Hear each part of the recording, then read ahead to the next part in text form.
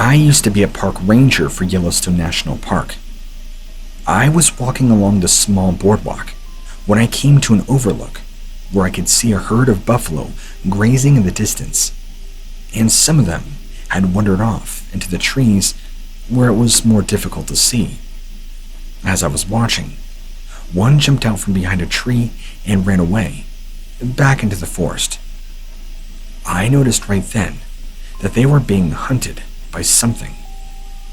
Out of the woodline, I saw this large canine-type animal, except it wasn't a canine. At least, not your typical canine.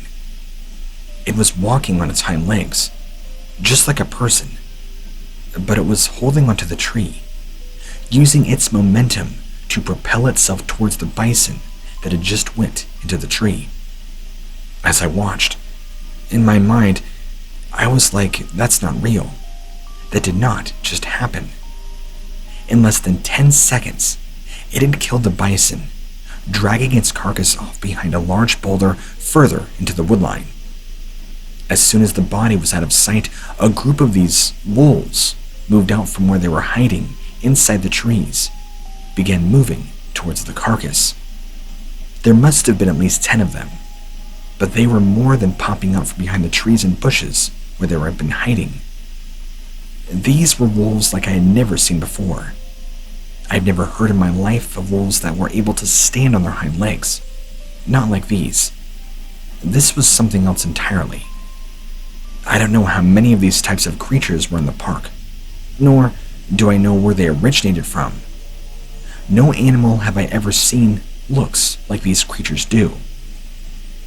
They quickly begin grouping back into formation, moving towards the other bison. I got scared and began making my way back to headquarters very quickly. The last thing I saw was them surrounding the remaining bison, killing them. I will never forget what I saw that day in Yellowstone, nor do I want to ever see it again. This was back in 1989. Now that the information is much more available to all of us online, I've learned that these creatures that I've seen are actually referred to as Dogman. They've been documented in all different parts of the world for centuries. These things are apparently nocturnal, using whatever shadows are available to be able to sneak up on their prey just before attacking. There's a lot more information out there too, but I'm afraid that it just might get me killed if people knew that I knew about these things. What's shocking is these things were hunting in the evening, not dark at all. And the angle I was watching them at, they were completely visible from where I was. Before you go off and start asking questions, please know that I have not seen the Dogman since 1989. As far as I know, they are not in Yellowstone anymore. At least I hope not. I'm not afraid to admit that these things exist. I have seen them with my own 2 eyes. Unless someone can explain what it is that I saw all those years ago, I'm not the only one. I chose to share this because it is real. People need to be aware of what's out there. If you choose not to believe me, then fine. But please, do your research before making a decision on it. It's very important that we understand these things a lot better than I do.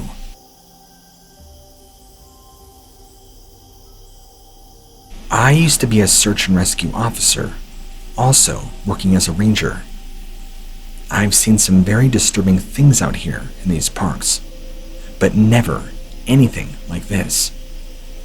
It's been exactly 10 years since the following events occurred. This summer that I ran into what I've dubbed a Dogman. I was working in a very well-known park. I won't say which. At the time, I'd been in the service for 3 years, and this was my first real summer out on my own by myself. It was pretty intimidating, but I loved it. The first night that I had any contact with what would become known as the Dogman to me and my crew. We had just finished up our search for the day, and were heading back to camp. I was at the front of the line walking, when I saw something out of the corner of my eye on one of those long boulder fields that are scattered all throughout. I immediately stopped and began looking around, trying to see what it was that I had seen, but there was nothing. Just trees and bushes all around. I thought, man, I'm tired, but that looked like a wolf. I might have had some kind of spooked expression because one of my other guys asked me what was wrong. I told him what I saw. He told me he saw it too. I thought you were going to yell at us or something for stopping. We all continued on towards camp when one of the guys who was walking behind me told me to look up ahead of you. I look up and see a very large wolf standing in front of us, roughly 60 yards away. You have to understand, these weren't just wolves. These were extremely oversized, very large, and standing upright. We decided to move out away from view of this thing, and immediately, we noticed we were actually surrounded by several of them, hiding up in the trees all around us, and we never knew it the entire time. Completely panicked by being surrounded by these large unknown wolf creatures, we fled back the way we came, while having our weapons drawn. It was dark, and it did not help that we were running through the thorn bushes and rocks as quickly as we can go. We took cover behind a large rock outcropping, where we waited until our supervisor showed up, along with 2 other fellow rangers.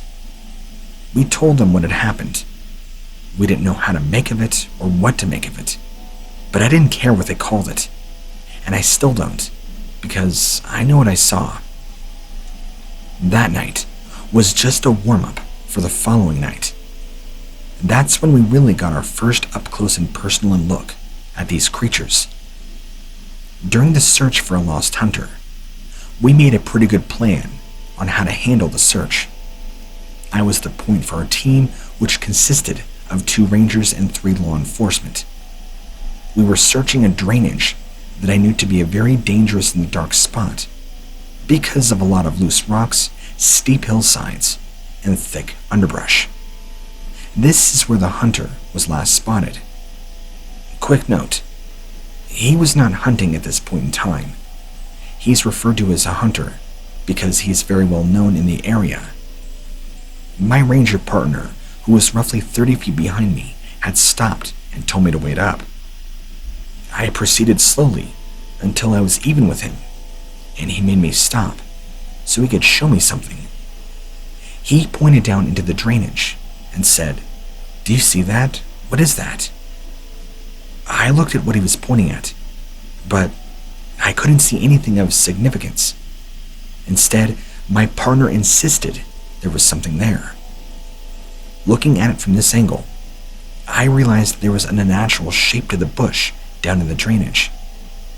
I had my M16 with me, and immediately handed it off to my partner, who stayed back as I slowly made my way down towards whatever was down there. I got within 5 feet of the object, which turned out to be a downed log. I heard the most terrifying growl right behind me.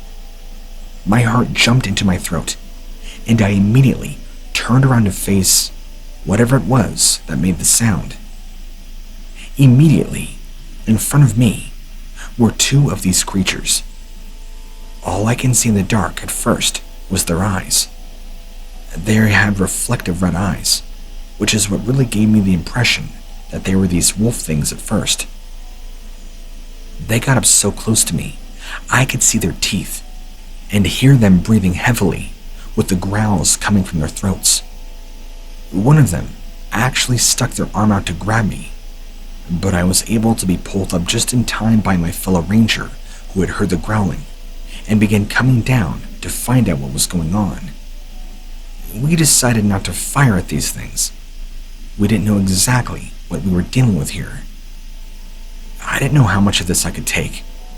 It was now getting really real for me, but I kept my composure enough to tell my partner to call in backup. We were able to get back up onto the high rock bluff, where we were able to get a signal on our radios. We relayed the message to my supervisor. There was something out there, and we needed backup immediately. He ordered us to remain as quiet as possible until they could respond, which I thought would be never at this point.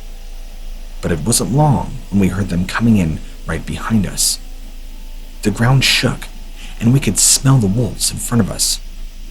But they didn't move until a bright spotlight shined on them down in the drainage. The front wolf, or whatever you want to call it, stood still for a moment, as if it was wondering what this light was before getting up and turning back toward us and leaving us in the dark once more. Both of them ran off into the night, which we did not pursue. We knew there was a search team coming up behind us, so we waited for them in hopes that they would be better armed with something more than what we had, before going back down into that pit of hell. During this time, I noticed that the wolves were nothing like any dogs or coyotes I have ever seen. They were gigantic, taller than a Great Dane, and much wider. Their legs were straight up, wide apart, allowing them to easily put their front paws on a human's chest, ripping it open if they wanted to. When they ran, they were kind of hunched over, with their back end raised high in the air. I also noticed they did not have any real teeth, except for many sharp tiny teeth and long canine fangs extending past their lips when their mouths were open. After this night, that would be the last we would encounter of these bizarre creatures. I'm not sure what they were or where they came from, but I have no explanation for them. There were over 20 sightings just like this one recorded way back in the 70s, while many of us still work there. Not me though, and many more since. At one point, they were referred to as wolves of death because there seemed to be a sort of pattern to how they killed. We would find many large bison and other large game animals killed in disturbing ways. Not killed and eaten like traditional predators do. Torn to ribbons and mutilated. It's like whatever was killing these animals was killing just for the sake of it. Moral of the story is, whatever these creatures were or are, they are extremely dangerous and should not be approached by any means. There's no telling what they would have done to me had I not had my team with me, or had I been caught down there with less equipment than I had. Just know whatever you see out in parks is not natural and should be avoided at all costs. The ranger who was with me that night had a pretty good run as far as rangers do, but from what I've heard, he retired around the same time this thing happened. He just kind of fell off the face of the earth, so to speak, which we all found strange. I'm not sure if there was any follow-up done by our park management after these sightings, but I didn't hear anything about it happening again, at least on paper.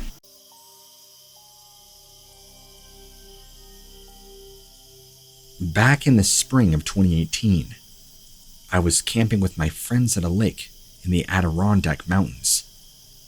Me and two buddies took sleeping bags out towards the deep woods, looking for a good place to sleep. We wanted to be far enough away from other campers, but not so far that we would have to walk all night long in order to get back before breakfast. It was getting late, and we weren't exactly sure where we were going, so we stopped and decided to pitch our tent by an old tree stump. I thought that I saw a silhouette of something staring at me through the darkness, but when I looked again, it was gone. There are no bears or wolves out here, according to my prior knowledge, so I couldn't think of what else it could have been, staring at us like what I saw. The wind shifted, bringing with it a wave of the most awful stench I've ever tasted. I used to spend a lot of my time helping my uncle on his ranch, where awful smells were a part of his daily routine. So it wasn't like I was really a soft city boy that had never gotten a whiff of any of the foulness that nature can truly serve. And that was just as There was something unnatural about the odor. Not just in its potency, but okay, it smelled evil. I couldn't spell it out for you what evil smells like, but I just knew in that moment. The smell lasted less for than half a breath, and then, like the creature I'd seen, it was gone. I tried to tell my buddies that I thought there was something out there with us. Not only were they not impressed, they were irritated, thinking that I was trying to scare them. I got irritated just the same. We had words and we spent a stretch of time not speaking to each other, just setting up our sleeping gear. I got barked at several times for not being much help getting things ready. I kept gazing all around us. I was on high alert, and I didn't know how to turn it off. I couldn't bring my eyes down to my hands to perform menial tasks. My buddies told me to drop the childish game, that I was never going to really scare them. Words, at least convincing words, failed me. We all went to bed mad at each other. The anger distracted me for a short while, just long enough that when I heard sounds outside the tent, I was surprised. I held my breath for so long that it's a wonder I didn't pass out. It was as if I knew, down on a cellular level, that if I allowed one more breath in or out, we were dead. I listened to the footsteps outside. They didn't seem concerned with masking their presence. Twigs snapped, leaves crunched, and most troubling of all, I heard snorts. Have you ever heard a dog snort so hard that it almost sounds like a bark? That's pretty close to what I was hearing. And my friends were either sleeping through it, or they were frozen solid, as I was. Just as I thought the thing out there was going to leave, I'd hear it come back again. It slowly dawned on me that it was circling us, slowly and deliberately. I wondered if it was pacing. Then it hit me. What if the guys were trying to scare me? Desperation drove me to consider how far either of them would go to get somebody to trail us while we were camping, and make an all-night affair of sucking me out. My fear was slowly turning into anger, just enough to allow me to breathe and reach for the zipper of the tent. I was going to find out what was really going on.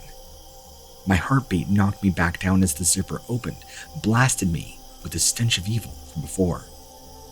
It was the briefest perception, but it shook me, made me pause and ask myself if I was really up to finding out what was making the noises and the stink. I pushed my way outside the tent with my ribs rattling from my own heartbeat. There was a full moon with patches of clouds that winked. That awful evil smell came to me in snatches as the breeze stirred, and couldn't exactly make up its mind which direction it was going to blow from. Did I really step outside my tent without my flashlight? I did, and I didn't want to fetch it for fear I'd have knives or claws in my back the instant I turned. I looked in the general direction that I thought I heard the last few footfalls. I saw nothing, but I swear that just as I had smelled evil, I could feel something looking at me. The moon unveiled briefly. It struggled to trace the outline of something standing about 30 paces away from me. The thing was so dark that it was nearly invisible, save for the glint of moonlight finding its edges. I don't believe in ghosts. I don't believe in the devil, demons, angels, or anything else. But the thing that the moon was trying to show me was enough to turn me religious for just a moment. 4 curved horns jutted from this thing's head. The head was goatish, but not without human features. It had 2 long ears and twitching. It was when it bared its teeth that I thought I saw one of its earlobes had something hanging. It could have just been a bit of matted fur, but it got to me for the moment. There I was, facing something that was not only anything unlike I'd ever seen, but there were those little details that it could have been intelligent. My brain transformed the bared teeth into a smile. It was indeed taunting me. I couldn't handle it any longer. I yelled. I wanted to yell words, but amorphous howls were all I could manage. The raw evil radiating from the thing reduced me to basic instincts. It ran away on 2 legs, a strong bounce in its gait. But the backbone of the thing moved its torso with serpentine reptilian movement. My friends found me screaming. They also found that I had messed myself. They wanted to laugh, but the implications held them back. They knew that I wouldn't have gone that far just to prop up a prank. Our relationship shortly thinned after that. The creature may have not done us any bodily harm, but something about it lingered that tainted our friendship. Our unbreakable bond became cracked and was never the same again after we encountered what I believe was the Goat Man.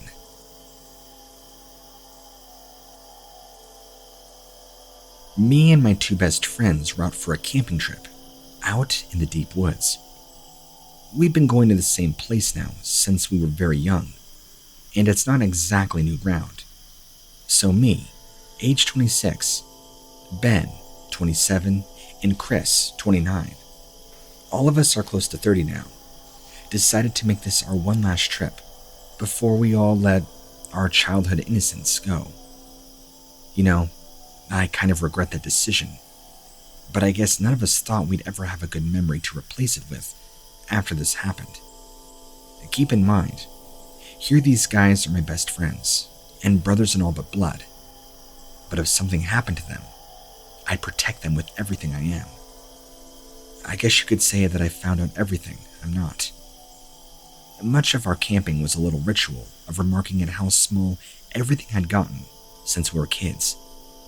The towering cliff was just now a large rock. That dramatic waterfall was now just a sharp slope where the creek ran down. All of these were things we remarked at every single time we camped there. It was like a museum of relics from a time gone by, and we cherished each one. There was only one thing that we weren't so fond of. There was a hole in the hillside that was big enough to be a rabbit's warren when we were kids. It was the one thing that seemed to have gotten bigger as we got bigger. Wow, that's still there, is the most any of us would ever say about it.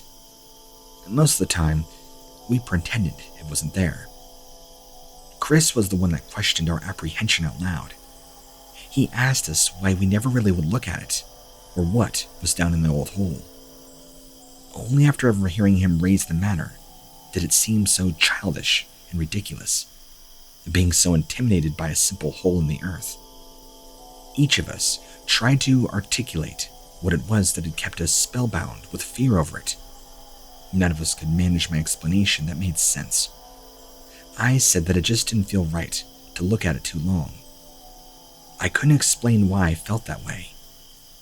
Chris proposed that we camp within eye shot of the hole, just so we could say that we overcame our fear.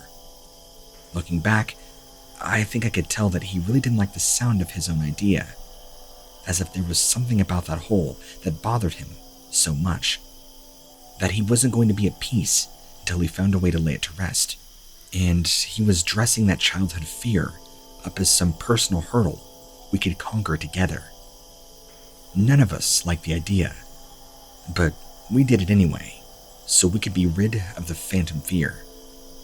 Night came, and there was a halo of silence and stillness that surrounded the hole and the area around it. Maybe I would have felt better if I had heard something moving around in there. But that absolute emptiness, stillness, that unknown that escaped us from childhood, was somehow more frightening than anything else. When there finally was a sound in the quiet, it wasn't coming from the hole. It was coming from Ben. I thought he was trying to creep me out. He stood outside the tent and started whistling some creepy little tune. It didn't help that we couldn't whistle very well. Then he was chuckling. I wanted to tell him that he was planning on doing something, that he was already giving himself away. But his footsteps and his whistling and chuckling faded. I can't even tell you why I bolted out of the tent in that moment, but I did. Somehow, I just knew. and the LED of my phone. I saw his scrambling into the hole as the best he could fit. I grabbed him one ankle and pulled him out. The look on his face is something I will see for the rest of my days. He didn't look horrified like he had seen a ghost or anything like that. He was smiling so hard that I thought his head would split in half. His eyes were wide open, like his eyelids had been cut off. He couldn't live on his own anymore after that. He was placed in a mental health facility, where he would spend most of his time sitting down with that strained grin on his face. He wouldn't blink. Nurses even had to artificially moisten his eyes. And out of nowhere, he would have terrible fits. Nurses would be forced to restrain him. Of course, there was a rational explanation for all of it. He was that 1 in a million cases of young dementia. They were baffled as to how it became so pronounced, without any warning signs. They certainly weren't going to buy into our story. Well, we didn't really have a story. We camped out near a hole we were all afraid of as we grew up. What did it do? Suck his soul out or something? I don't know. We never really sat down and analyzed it. But me and Chris knew that our campsite had more to do with Ben's condition than the doctor's test would ever reveal. We never went near that place ever again, and I have no idea what the hell is in that hole.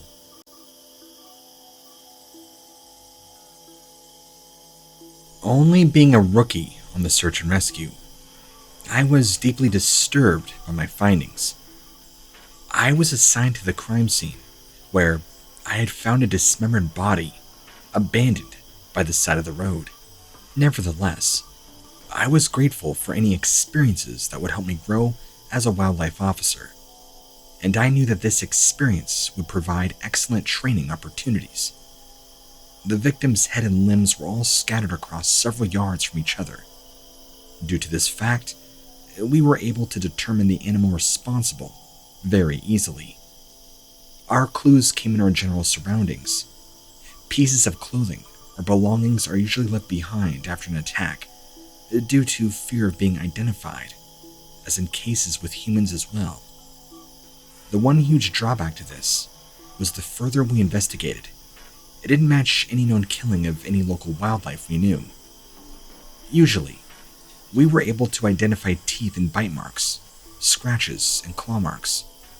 There might be fur of an actual animal here that we tested, but not making any sense. Nothing came up as a match in our vast systems. No one could identify the clump of orange-looking matted fur that was left by the victim's head. Worst of the matter, it almost looked as if the head and limbs had been ripped from the body. Not mauled or torn with teeth or claws. Ripped, using brute strength. Now you tell me, what the hell kind of animal would be able to do that? Once the police and medical examiner came, removing the body and any evidence, we were able to further explore the area. Since I was only a rookie, I had to tag along with one of the older guys, and to be honest, I was okay with that. I wasn't sure I was going to get the sight of that body out of my mind for a long time. The boss told him we had to check the area. Until that point, I didn't even know we split the area by letters, and before I could even glean any more information, we were off. I noticed my buddy had made sure the rifle was loaded and ready before we ever headed off. We drove around for a bit, taking the truck through the woods and hiking trail until we got to a far denser part of the parkland that I had never been to before. The ranger just sat there with the engine idling for a bit, looking into the trees in front of us, which were way too close together to drive through. It was weird, but I would have sworn there was something like fear in his eyes. "This is as far as I go," he told me. "Not only because the truck can't get through, but we don't belong out there." Of course, I had to ask what he meant by that. So I asked him, "What do you mean don't belong? Rangers can't go. Is it private land?" He looked at me and replied real seriously that people can't go in there. and it wasn't just exclusive to rangers. I wanted to ask more, but his silence seemed to imply that that was the end of the conversation, at least for now. And although it seemed to be a real odd thing to say, I didn't think too much of it. Not right then, anyway. We drove back to the ranger station, having scouted the area and not seen anything else suspicious, or indeed anything else at all. There didn't seem to be a deer, rabbit, or even a bird in sight. There was a strange atmosphere back at the station too. Even though I was still quite new, they'd always treated me as a part of the team, keen and eager to take me under their wing, to help me learn the ropes. I'd been told many stories, and most of them had humorous anecdotes about various findings and when they'd done something silly, which they could laugh about after. But this was different. They didn't seem to want to include me.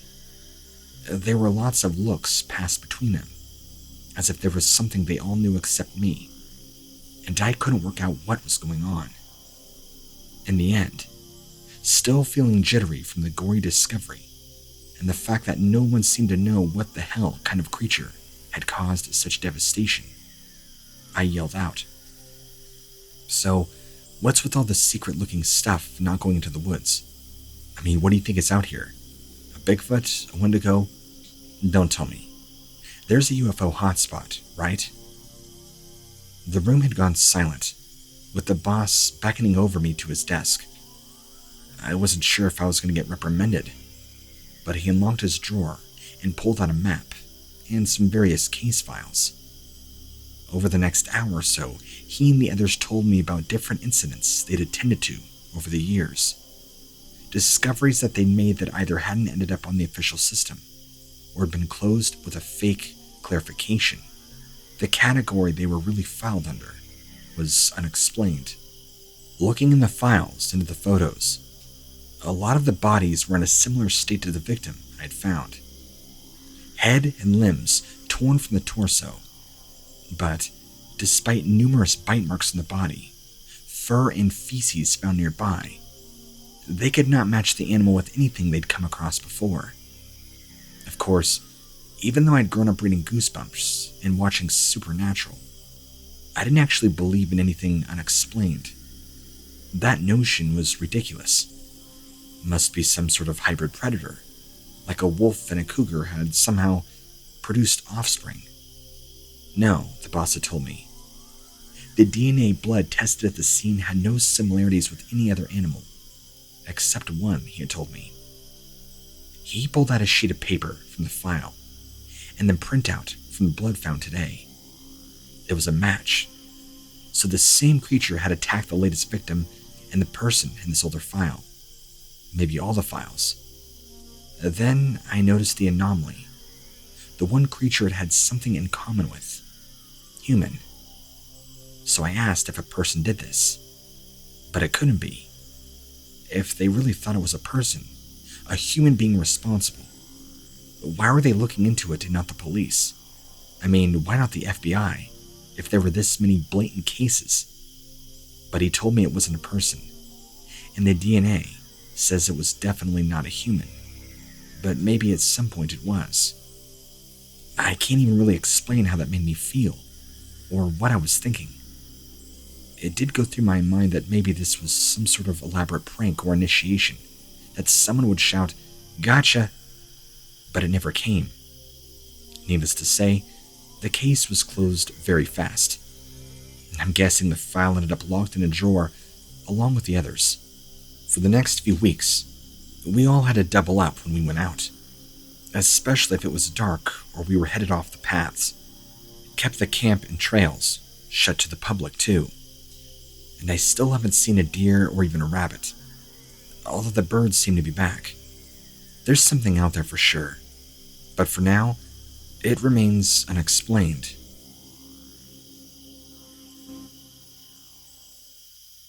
My search and rescue experience is not specific to a park, rangers, or even one emergency service.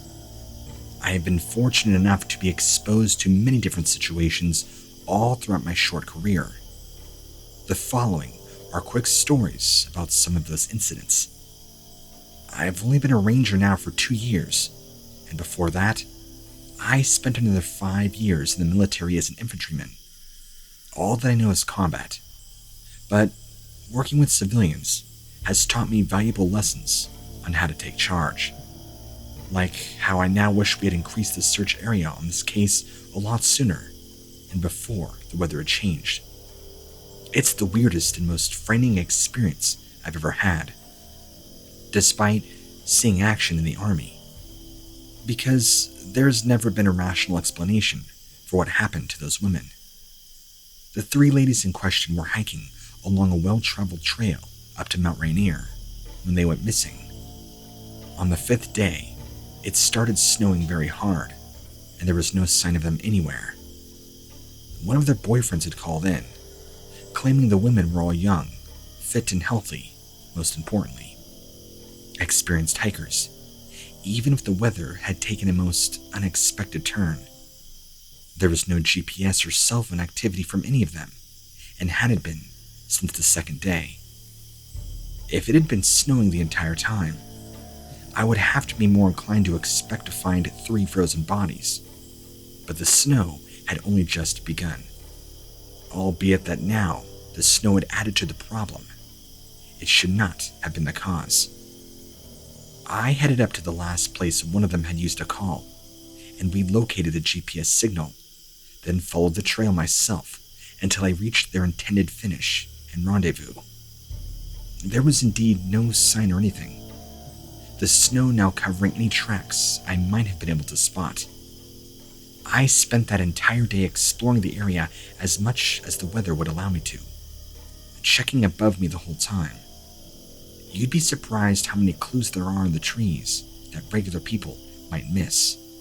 But no, I couldn't find a thing. It was like those 3 women just found a hole in the ground and were sucked in. Snow had continued to fall for the next 4 days solid, and we gave up much hope ever finding them alive. Even if they had managed to crawl into some space that I didn't know existed, they'd have likely have frozen to death by now anyway. On the 4th day, so now 9 days since they were supposed to have finished the trail, the weather now grew warmer, and snow began to melt some. So I headed back out, taking one of the dogs with me this time that I had borrowed for the job. See, Old Shep was a cadaver dog, trained to sniff out corpses. As I said, I wasn't expecting to find any of those ladies alive. I'm sure you already figured out this story won't have a happy ending. First off, Old Shep did find something like what I'd been expecting. A leg. One cleanly amputated left leg. No boot or clothing. Just the leg. A leg that, aside from no longer being clothed or attached to its owner, was perfectly fine. Not bruised, not gashed, no bite marks. Then, we found one of the women, just walking on the trail. I immediately called for an airlift, covering her in warm blankets, giving her fluids. She was still fully dressed in her hiking clothes. No visible cuts, bruises, although you could tell from looking at her, she was in shock, suffering from hypothermia, and appeared to be starving. Her pack and cell were missing, despite me trying to find out if she knew where the others were. She was unable or unwilling to talk. Once at the hospital, they checked over her but couldn't find any physical or long-term injuries or issues. No frostbite, no flesh wounds, nothing. As soon as she was warm and had eaten, she was asked a ton of questions, but nothing. She spent months in the hospital, just recovering. Having been moved onto the psych ward pretty early to my knowledge, was barely able to communicate at all, let alone gave an explanation.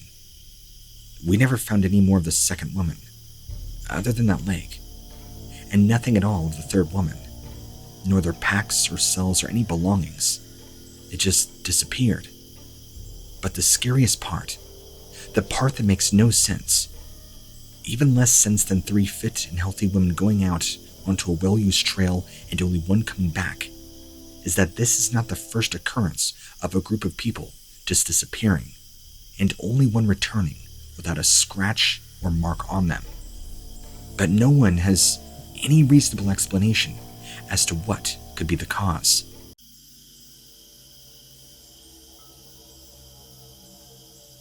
This was back in October of 2017. I saw some strange creatures. I was at my uncle's house in the backyard with my parents and a few cousins. My cousin had this spinning wheel thingy that you could either ride or push around. I got on it, and while going around, I heard some dogs barking in the distance. Not unusual, as there were Doberman pinschers in the dog pen nearby. But after a while of riding around, I started hearing something else too, like an animal rustling through leaves or grass. The thing was getting closer to me, but all else remained quiet besides the animals outside. Suddenly, they stopped making noise, which made me freeze in my spot on the wheel for a second, before checking to see if anybody else noticed anything unusual. That was when I noticed I had ridden out of the yard and was a lot closer to the woods at the edge of the property than I had thought. I could still very visibly see the rest of the family, who all appeared to have not even seen that I wasn't right there. My dad and uncle were taking care of the grill. My aunt and mother busy setting up the table.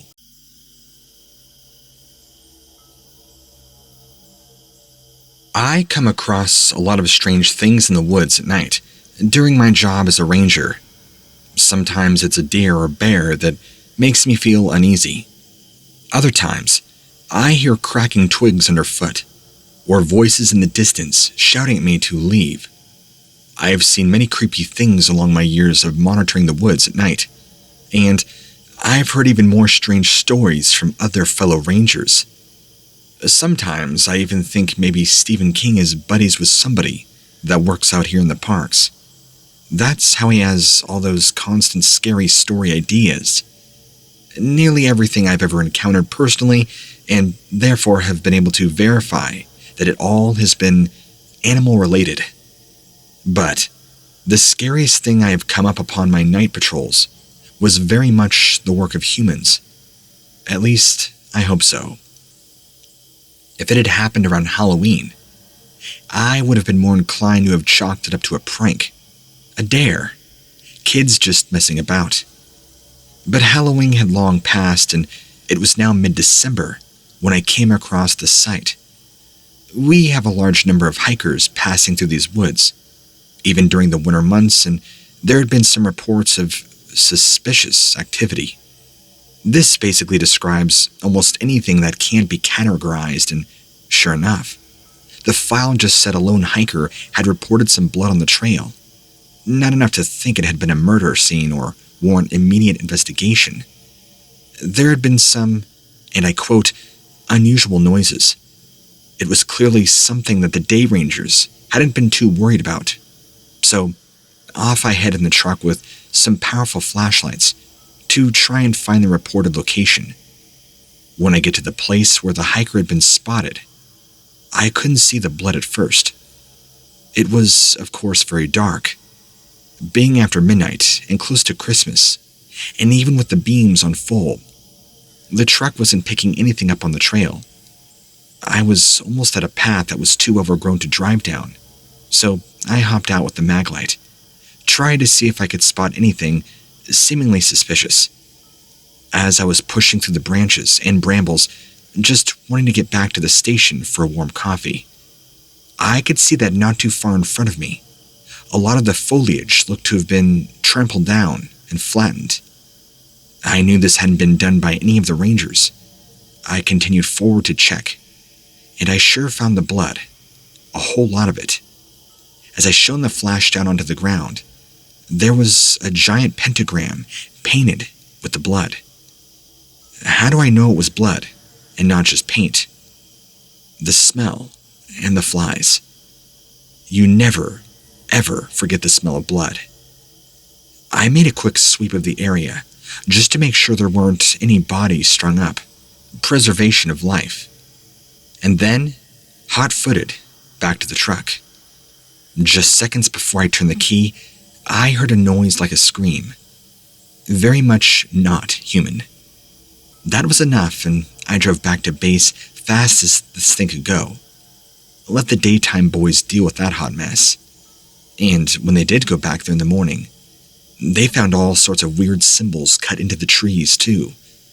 Another strange thing was you can only access that area on foot, and you can only get to that park by car. Huh. Unless that hiker had reported it to cover up their own Satan worshipping, nobody had been down that trail for a long time. How did they get there? Whoever they were. And the blood they used was pig, not wild boar or regular old pig. You'd have thought we might have noticed a party of dudes in black cloaks carrying a dead pig. It sure shook me up. I did not want to head down those parts alone at night for a very long time after.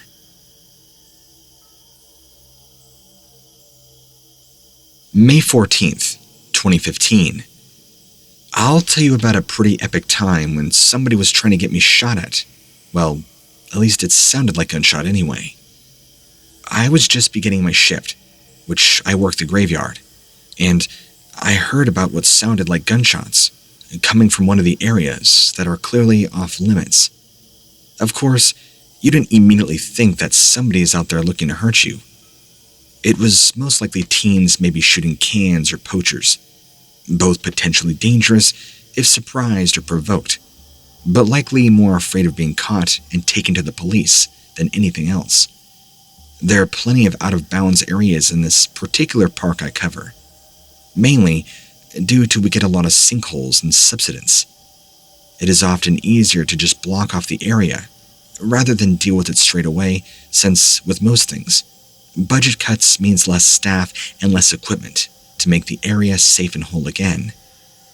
The gunshots and activities seem to be coming from one of the fairly new locations, which was now supposedly closed off due to a particularly bad mudslide in recent storms. In fact, the trail leading up there was pretty much impassable, so I was also concerned if it was even an illegal hunter or a drunken trespassing teen. They were very likely to hurt themselves. Maybe they were even shooting as a distress signal. I get up there and start my search, calling out using the full beam from the headlight of the truck and the powerful flash to look around. I can't see anything obvious. Nobody is answering me, but I hear 2 shots. I yell to hold your fire, feeling a little nervous now. It wasn't as though the park ranger uniform comes with a Kevlar vest. The shots seemed to be coming from fairly nearby. They were pretty loud, although I didn't see any light. I yelled to stop shooting again and shone my flashlight over towards where the sound seemed to be coming from. Nothing. There was no one there, no sign of anybody having been there. No flattened grass, no footprints in the mud, and no spent bullets on the ground. Bang, bang, bang!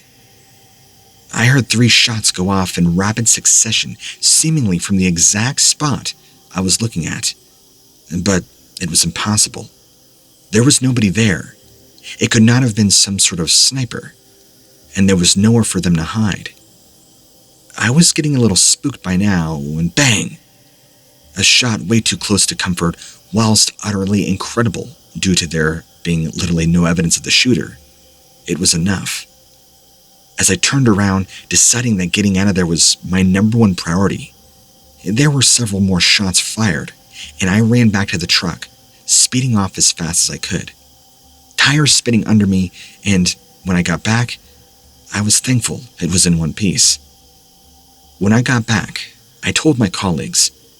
They looked very dubious and confused, as I would have been. The park isn't exactly close to any towns, and people have to drive there.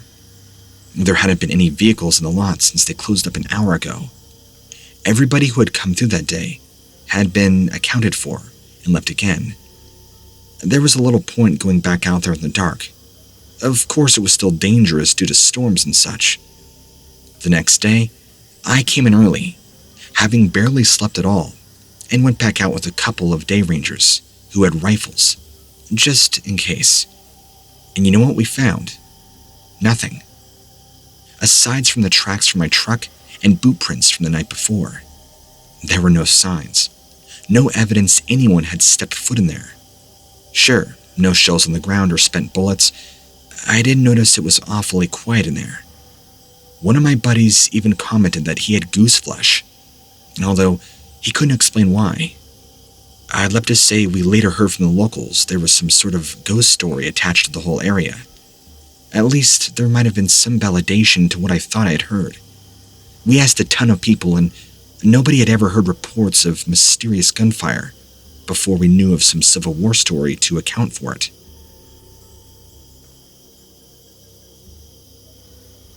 As a park ranger, I have received many strange calls for help over my 23 years in this profession. One day, while on patrol in one of our off-road vehicles, sites in a far-flung area, I received what was believed to be a distress call. It was garbled and the signal kept cutting in and out. But I managed to at least get the general area the person was calling from, and that there was some sort of emergency, sounding like they'd been hurt.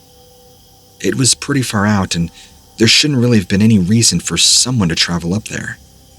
It takes me a while, even in a special ORV, to reach the place the call had supposedly come from. And sure enough, in almost the remotest corner possible was a car. Not a truck or a 4x4, just a regular saloon family vehicle, which was almost impossible due to the terrain. How did they get out there? I get out and start calling out to the person. Hello, are you there? And there's no reply. I head over to the car, no sign of anybody, in it or near it. All the doors and even the trunk are wide open, but there's no sign of a person at all. I make all the usual checks, but the odd thing is, despite it being quite dusty up there, and I did notice the car was covered in it, as if it had been there a lot longer than a few hours. There were no footprints or trails anywhere on the car except my own. The hood was cold, so it hadn't been used recently, and the car, including the trunk, was completely empty. I searched around up there for about an hour, feeling more and more puzzled, since there was absolutely no sign of the person who'd made the distress call. I ended up heading back to the office, reporting it to the others, opening a file, and making sure everybody knew to keep a lookout for the person. I also called one of my police buddies down at the station, asking him to run the plates for me. It always takes a few hours for them to call me back, but I was pretty surprised when he turned up at the park, asking me to take him to the vehicle. Turns out, it had been reported stolen a few months ago, before and the owner's ex-partner, who was suspected of stealing it, had been missing the same length of time. No sightings, no credit card use, no cell phone pings. Just vanished, along with the car. It was the same car, and the guy's DNA was all over it. When they managed to trace the call that had been placed, which had been patched through my radio, despite not a single ping since he'd gone missing, it was indeed the man's number. The CSIs came to the car to take away, and said it looked like there had been for days. They searched the area for a very long time, but besides the car and the one-time cell phone call, there was no trace whatsoever that he had ever been there, to the best of anybody's knowledge. He's never been found to this day. Just how did that car get up there, with no damage? How long had it been there, and how come nobody else had seen it until then? Why did the guy call? What was his emergency? And where the hell did he end up?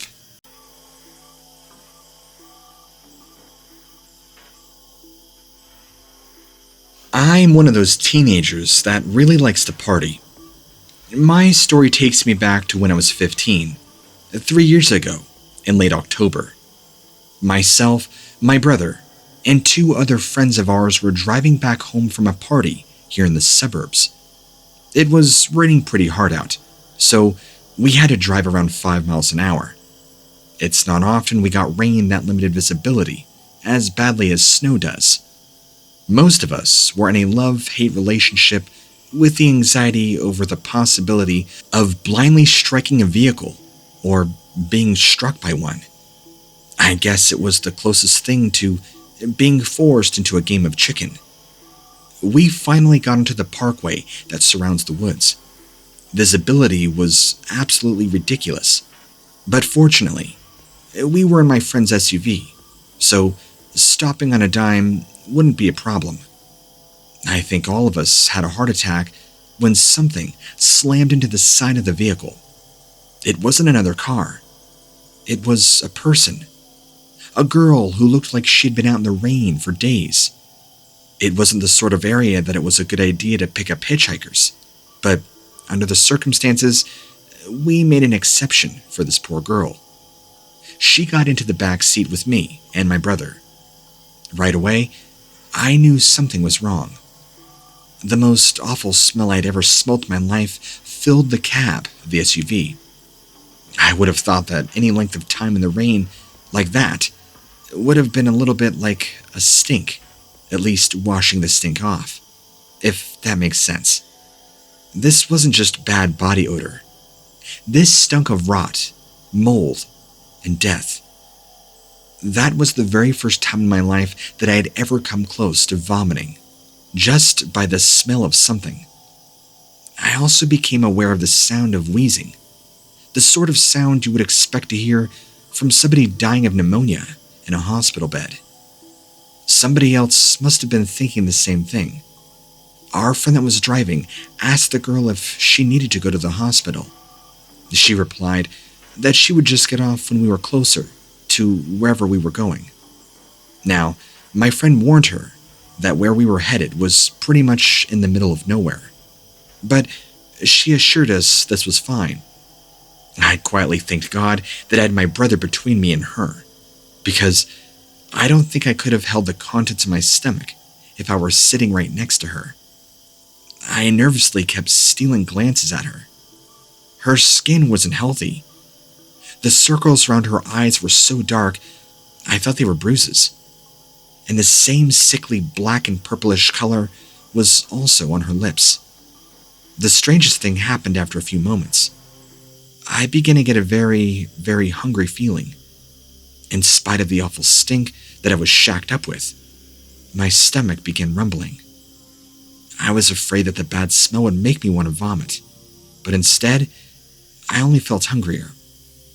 As if things couldn't get any more bizarre, our friend that was driving suddenly let go of the wheel to attack our other friend in the passenger seat.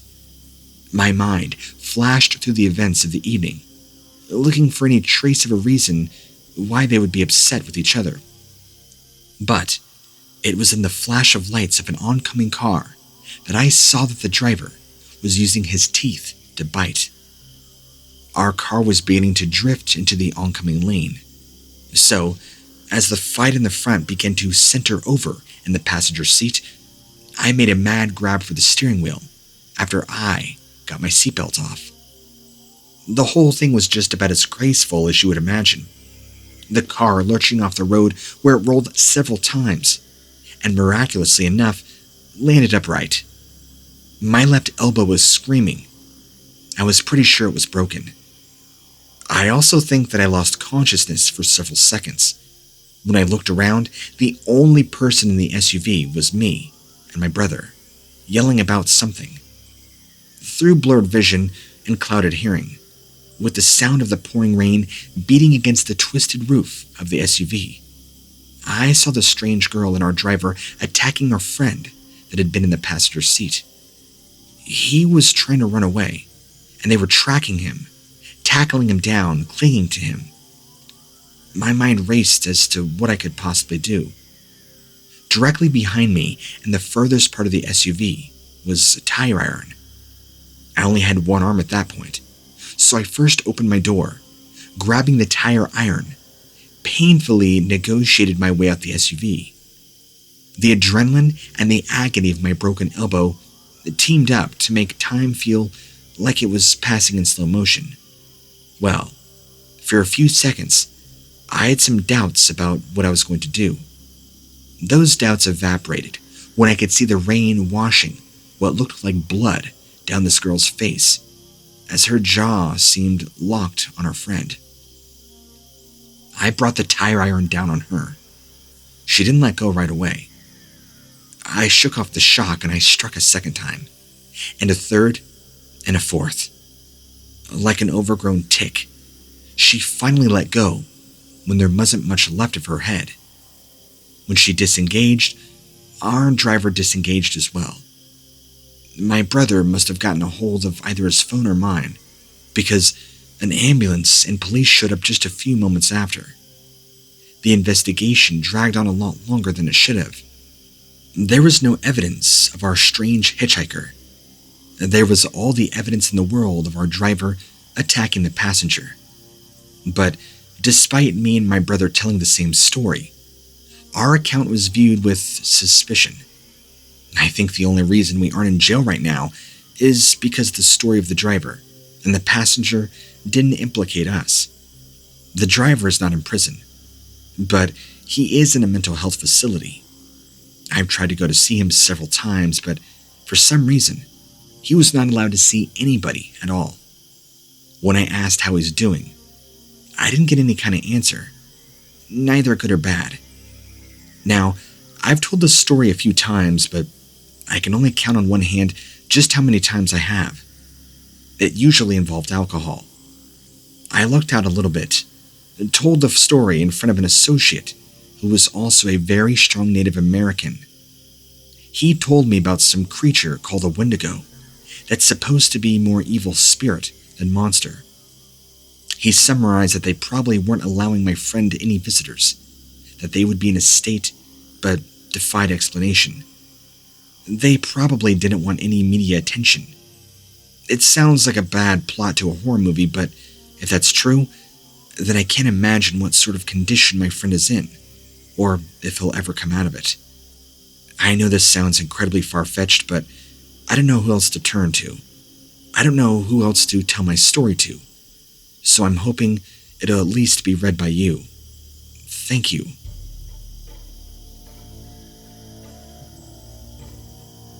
When I went camping years back, I saw the one thing that changed my mind about there being any kind of beauty or serenity in nature. I no longer see the trees, I see the shadows.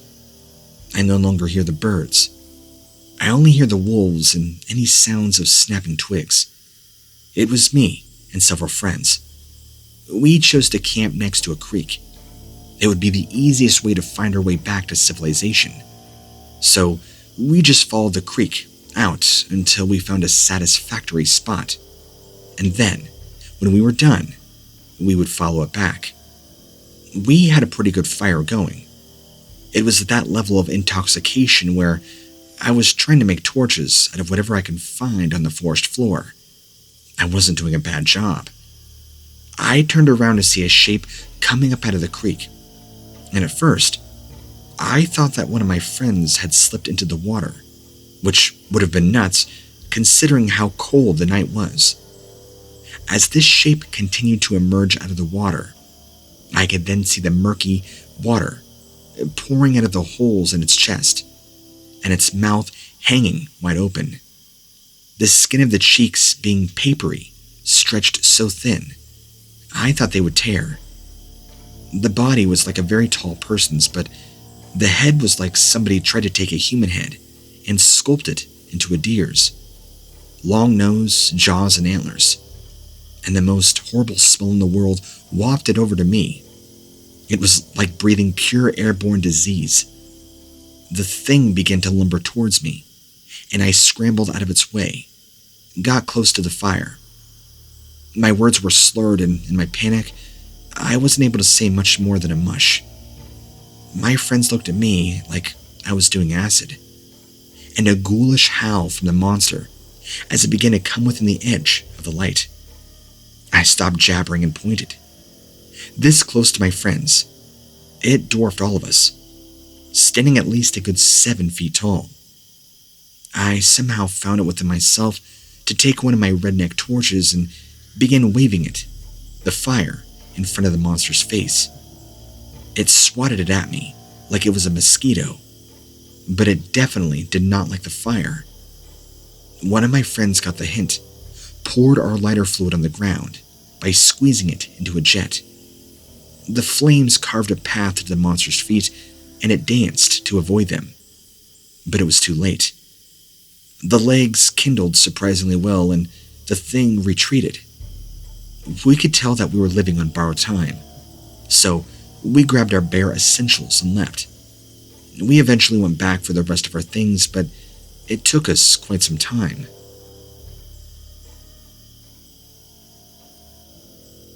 This was a creature that completely terrified me.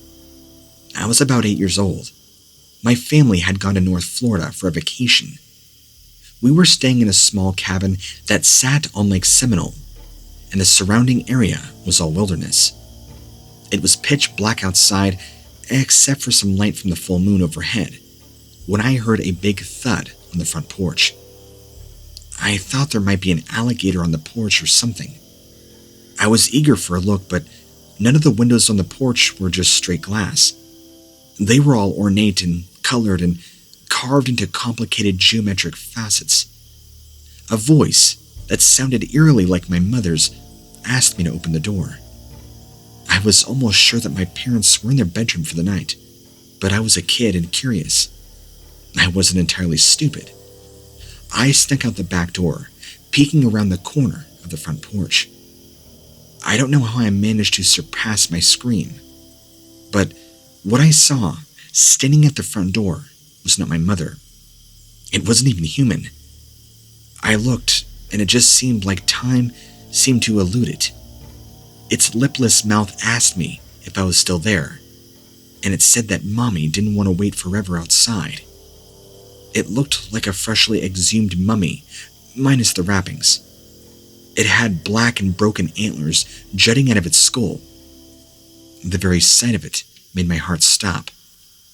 I ran back inside as quietly as I could, and in my terror, I thought it had picked up on my presence and began to pursue me. I guess I didn't know what I was in for. But I was inside before it could get me. I hid in my bedroom, ignoring the knocks that persisted. For some reason, my parents never answered.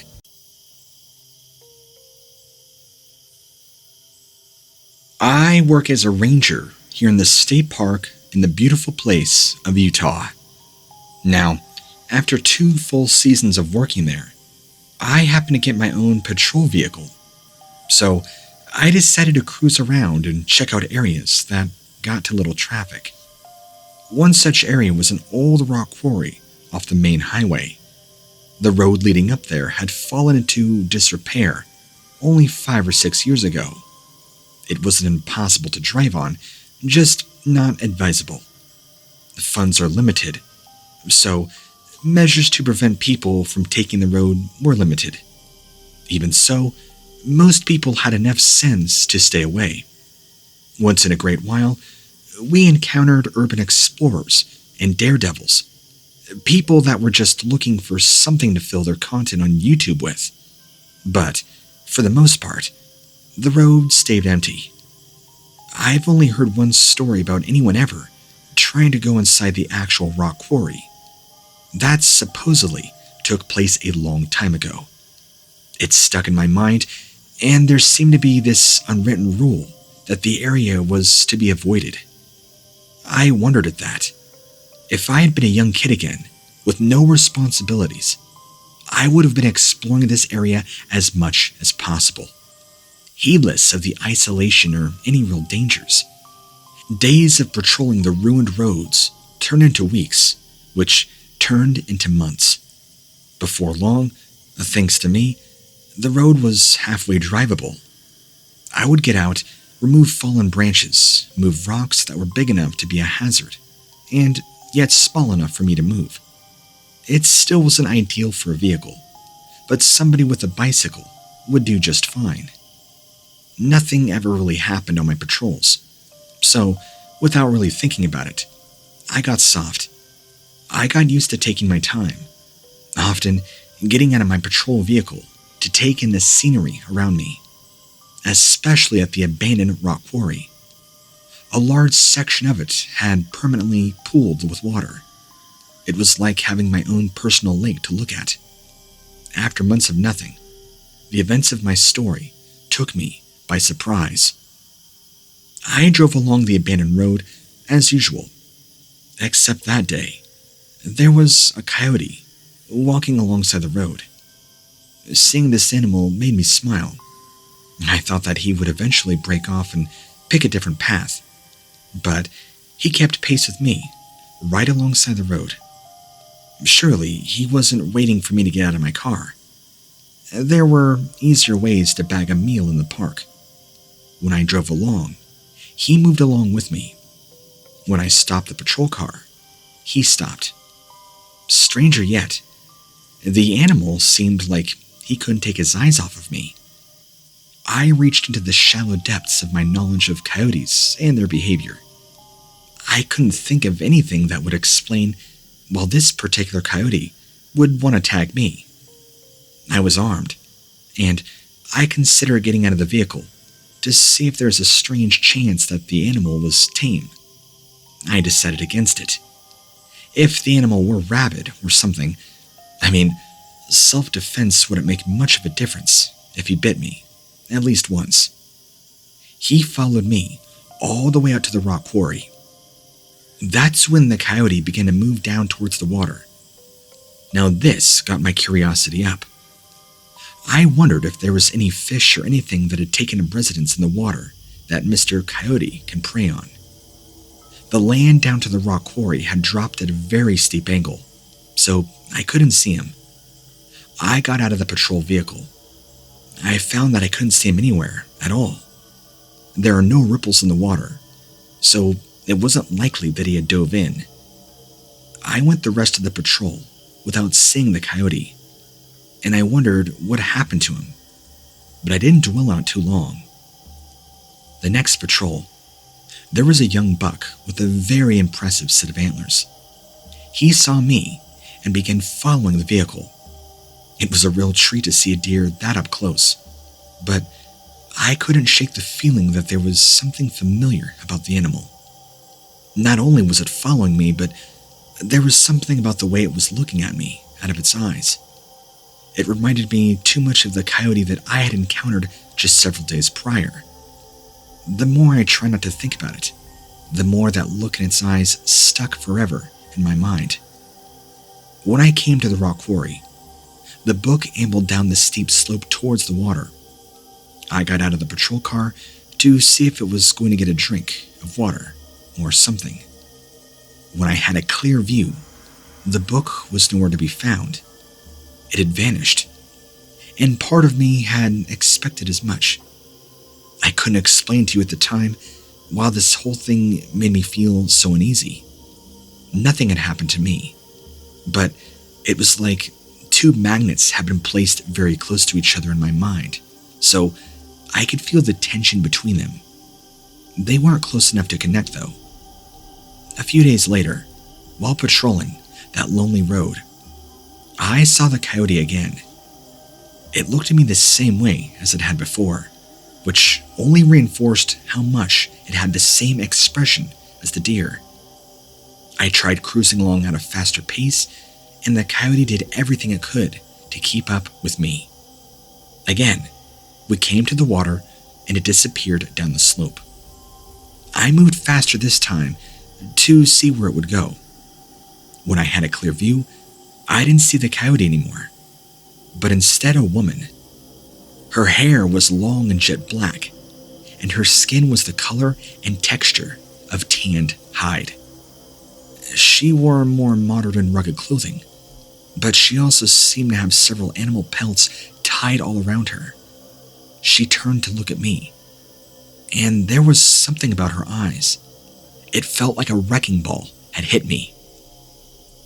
Right before my eyes, she jumped into the water, and in the space between her feet leaving the ground and her body hitting the water, she had become something scaly with a tail.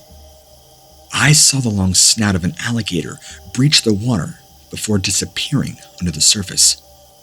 I couldn't believe my eyes. I became a very paranoid man after that. I ran into coyotes that wouldn't follow me, and I spotted deer that ran away from me. But the simple act of seeing each of them was a miniature heart attack.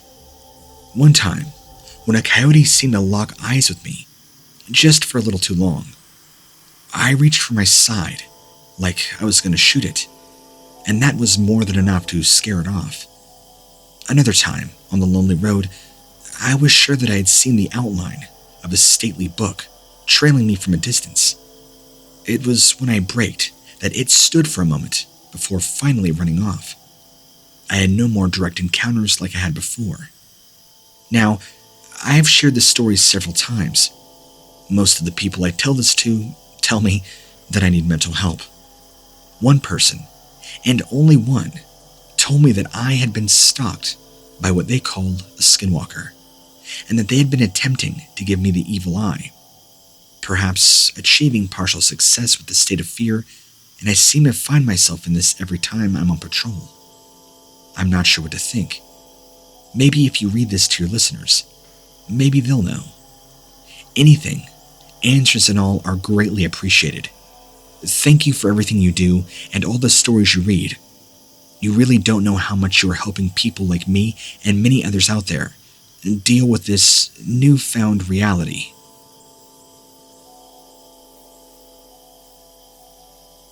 You have to be careful of creatures while out near the Navajo reservation at nighttime. If you're not careful, you could become their untimely meal.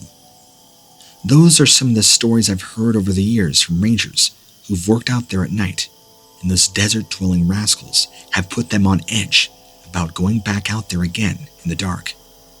It's one of those things that was frequently brought up around me, but there seems to be this unwritten rule that you didn't go too much into detail about what you knew. It drove people like me nuts. So, the next time I overheard one of the rangers talking about the things that lurked in the dark on the res, I pressed for more information. It was just him and me, so he thought that there wouldn't be any harm in letting me in on this very interesting story. He told me that he had become a park ranger out of desperation. It wasn't his kind of work at all, but it was the only thing that left that he had qualifications for, and he needed a job, like yesterday. So, things moved swiftly enough so that he was on board and out patrolling in a very short space of time. Now, at this time, you thought it was a blessing. It turned out that the state just had a hell of a time getting rangers to patrol that particular area at certain times, if you catch my drift. He had been out patrolling when he saw this man attacking a young girl. He looked like he had a knife and was very quickly getting the upper hand. The park ranger jumped out of his patrol car, drawing his sidearm. He shouted a warning shot, not expecting the man to really heed. The girl's attacker responded with lightning speed, leaping off of her, moving fast towards the ranger. If he had not pulled the trigger as soon as he did, he would have found himself in the same struggle that she had been. The man's movements were unnaturally fast. The man had flinched at the sound of the gunshot, turning his head to the side just enough so the bullet entered his eyeball, on the closest to the nose, exiting on the side closest to his ear. In other words, the man lost an eye, but nothing else. It was a wound that would have stopped anybody, but the man took off running into the wilderness. The woman, shaken up, but didn't have any life-threatening injuries. She spoke a language the ranger could not understand. He got her secured, taken care of, to make sure she was going to be okay. From that day forward, whenever the ranger was on patrol, he would encounter animals that only had one working eye. During night patrol, of course, the headlights would stab into the darkness, lighting up only one eye in the head of a wolf with a face full of malice. Elk and coyotes, and even the occasional bear, would throw him looks from a single working eye. It was all he could do to muster up the courage to go work each and every day, wondering if that would be the last day that his shape-shifting rival would strike.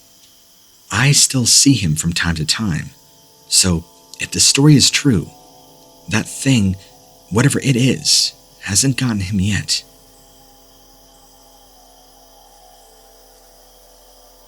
You might not believe me, but I saw a strange shape-shifting creature one day at the park that I worked at as a ranger.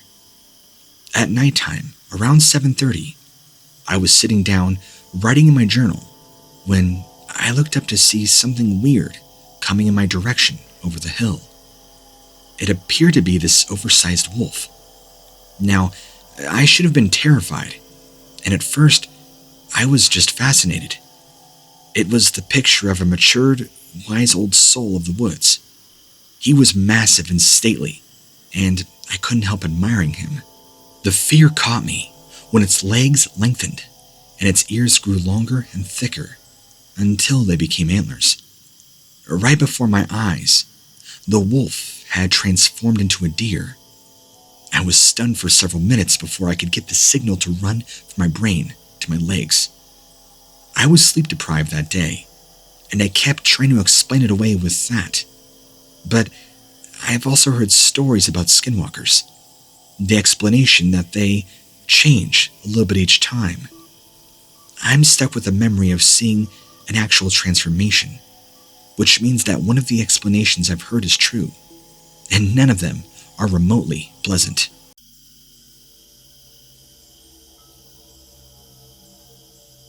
I was a park ranger for over 20 years. It never ceased to amaze me just how many people would tell me about my encounters they had with the paranormal, all while camping or hiking in our very public lands. Since I've retired, I've also heard from friends and acquaintances alike that are park rangers all across the country. Stories of bizarre creatures that were disturbing and equally distressing to see. I suppose I was always logical and even scientifically minded through these perhaps crazy sightings, but you never know. Many of these people that have seen these things were always dubbed insane, lunatics, or even as they say today, imbalanced.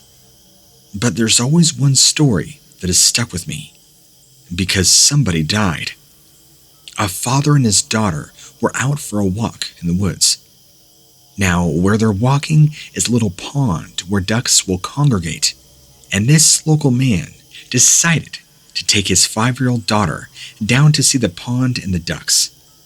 The man later explained to me that as he was feeding the ducks with his daughter, he heard yelling in the trees, another person, screaming as if they were being attacked. He looked around frantically, trying to identify who or what it was that was causing all the commotion. He told me that he decided to run into the trees, following the sound, and he came across a dead body. A man who had been savagely killed was covered in blood. It was a terrible sight, and he told me he is so glad he didn't bring his daughter in with him. She stood beside the pond, forbidden to walk anywhere. The man said the killer was nowhere to be found, as he was looking for a human. But he did see some wolf-like creatures on the fringes of the woods, looking at him from the trees with red eyes. He left the dead man, went and got his daughter, and ran to safety. He was deeply distressed and agitated when he told me the story. I never forgot that story. It stayed with me all these years later, because it was real, and somebody actually died. Somebody that lost their lives at the hands of something deep in the woods. Something unknown but dangerous and violent.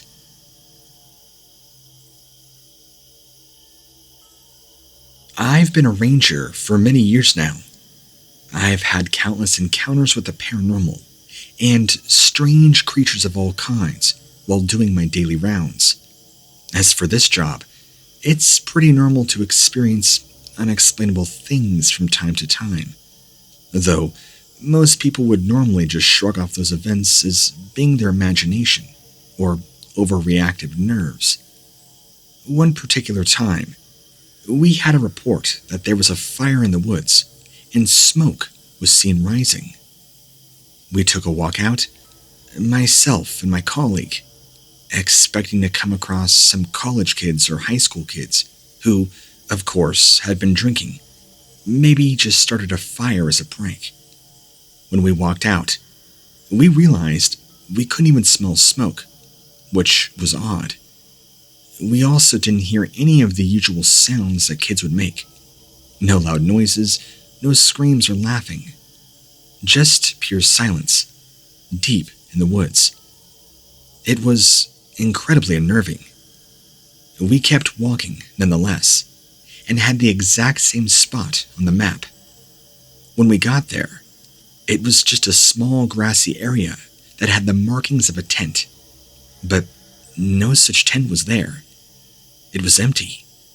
Smoke and fire surrounded by looming dark trees. My colleague was a great hulking man, and so even I was taken aback when he screamed. He grabs onto my shoulder like a baby, almost pulling me to the ground. He kept pointing into the woods, and when I turned to see, I nearly died. It seemed to be some sort of apparition, in the shape of a human, but white, pure white, like white skin. No discernible features like a face or hair or nose or ears. Just a blank face with green like slits for eyes. It also had white skin from head to toe and was white as a sheet. This apparition stood staring at us for what felt like an eternity. Although it was probably only like 10 or 20 seconds. It eventually seemed to disappear, not even walk away or fade, but just disappear in a flash. We eventually recovered and got out to feet. And boy, if anyone had seen us, two grown tough men in our ranger uniforms, on the floor sobbing like women. But we both felt like we had seen something beyond this world. Beyond any world. Almost an extraterrestrial. To this day, I have no idea what it was that I saw. But thankfully, never saw it again. My colleague retired after the incident and never kept in contact.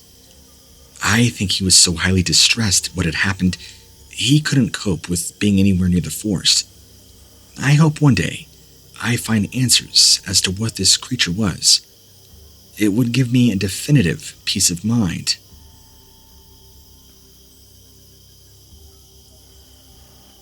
I'm a new park ranger here at Silver Lake State Park, right in the middle of Tennessee. I've been here for 2 weeks, and I love it. This is the first time in my life that I have lived someplace other than New York City. It's beautiful here, with all of its hills and mountains, trees and nature surrounding. I feel so blessed to have this job, wake up to this explosion of nature. However, there have been 1 or 2 incidents in this job I can't quite explain.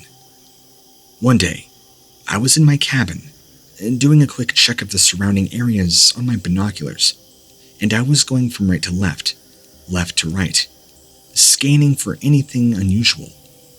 I stopped when I saw something large and brown in the distance. It looked completely bizarre. It was roughly around 6 to 8 feet tall, in the shape and form of a man, but completely covered in brown hair, with little patches of white. It seemed to be a man dressed like a dog, but this couldn't be. The face was completely dog-like, and it had the face of a wolf. I felt sick to my stomach, wondering, had somebody drugged me? Or maybe I was sleep-deprived. I watched this thing from my binoculars when it looked up, staring right at me, cold in the eye. Immediately, I fell back off my chair onto the floor, spilling my coffee everywhere. The next thing, my manager came in, asked had I been drinking. Now, I debated internally about whether I should tell him or not, but I decided to reveal all. When I told him, he simply just rubbed his chin, looked serious. He walked to the window and looked out into the vast expanse of forest and land. There's something out there that scares me. What it is, I don't have a clue. I didn't know exactly what he meant, but I took it to mean he has encountered this thing before, or at least heard reports of its existence. I wasn't completely crazy. I'm pretty sure that I've seen this creature a few weeks ago, but it disappeared quickly, as if to escape from my stare. Look, it is yet to take away the love for this job. If anything, I would like to know more what's out there, and if it wants to be discovered. I mean, sure, when rangers discovered bears for the first time, there was fear. Maybe I have discovered some new species, but a part of me feels I've encountered something terrible, something dark that has power to do terrible things.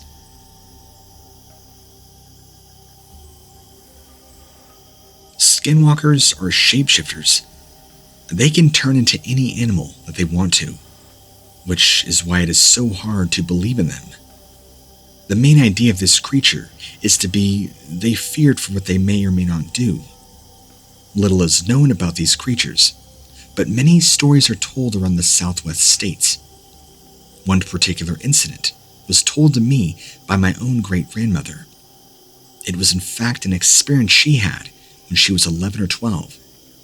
This would have been in the early 1930s. She said that she was in the Great Depression, as you would imagine, very depressing. She was helping her father on the farm, lifting bales of hay, helping to feed the cattle. She said that her feet had blisters, and her hands had sores from all the physical labor. If only kids today knew. She told me that it was around 4 p.m. in the summer. Her father was back inside, getting ready for dinner. She was still outside. She told me that she was pretty pissed off that all her brothers had gone back in. That's when she explained that something strange happened. The sun began getting really small in the sky, and bigger, and eventually disappearing behind the clouds. This left the sky very gray, and she began to fear for herself. The next thing she told me, that one of the cattle beside her began going crazy, running around and roaring, greatly agitated. It scared the heck out of her, she told me. She had no experience in calming animals, and the next thing, she said the cow ran behind some bush, then emerged as a sheep, but covered in blood, and with the face of a wolf. My great-grandmother told me she stood there, absolutely petrified, watching this sheep emerge. But not a sheep. Something else. Something dark and demonic. I remember. She broke down as she explained her story. My great-grandmother, the 90, were living such a trauma from many years before.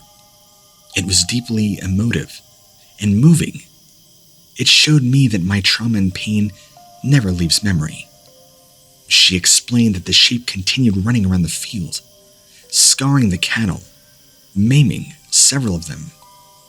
It looked totally crazed and bloodthirsty, and the next thing she told me was that her own father came out with the family shotgun and attempted to shoot the sheep, but it disappeared behind the bushes, never coming out. When they checked the bushes, nothing was there except some dried blood and wool. My great-grandmother said her own father moved the entire family after the incident, and, of course, regularly used blessed salt and holy water all over the farm. My great-grandmother was very into supernatural and paranormal events. She did a great deal of research on the incident, and is very convinced she saw a shapeshifter. I mean, it would make a lot of sense, as many of the characteristics of shapeshifters are fulfilled in my great-grandmother's description of the beast. I'm just sorry she is gone now. To have lived with such a traumatic memory, it must have been tough. This story, of course, has completely fascinated me, from a child to the age of 35, today. I feel compelled to put pen to paper, so they say, and share this recollection of my great-grandmother's tale with as many as possible. I mean, I feel I owe it to her. No child deserved to see such horror that is what my great-grandmother saw. So, if you are reading this, please tell me something about them. Have they always existed? How do we get rid of them? What do they do? What are they capable of? Are they all evil? I mean, are there good shapeshifters? I have so many questions, but I am committed to researching this, and hope you will bring me many answers, if not for me, for my great-grandmother. Thank you for reading.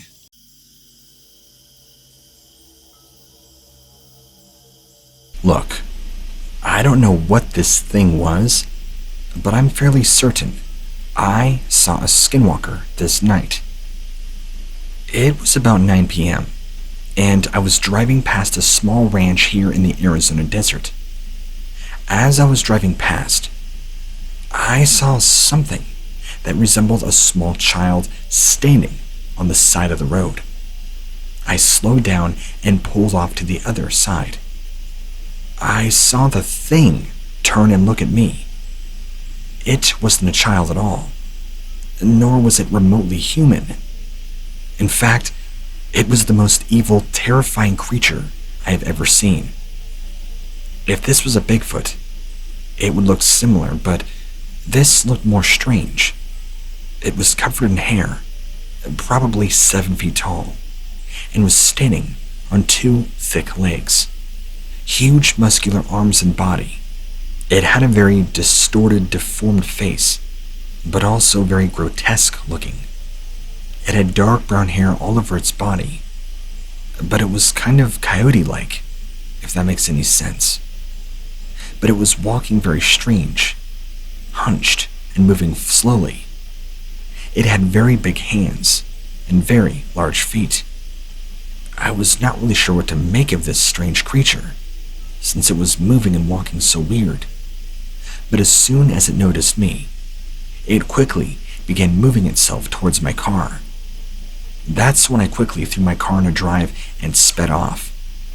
I have no idea what this thing was, or why it was showing sudden interest in me and my vehicle, but I was not going to risk sticking around and finding out. I should make note that at about 9 p.m. this time, it was in the pit of summer, so it wasn't entirely pitch black just yet. There was still enough light that I was able to see this strange anomaly of a creature, and strange it was. I have never in my life seen anything remotely like that, ever. It was very perplexing, to say the least.